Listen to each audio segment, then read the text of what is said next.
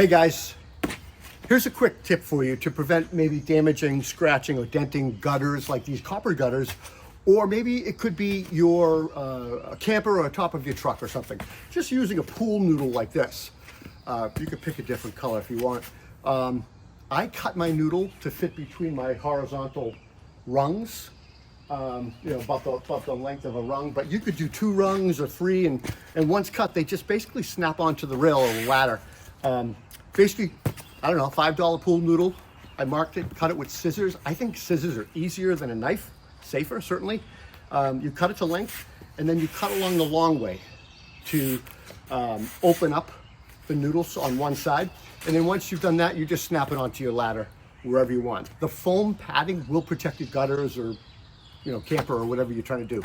When you're done, just pull it off, store them for next time. Or if you want it to be more permanently, you could just tape the top and bottom or even zip tie it in place and it'll stay on for a period, as long as it lasts, right? So simple pool noodle tip to help you guys keep your gutters, camper, truck from scratching and looking like new. Enjoy your day.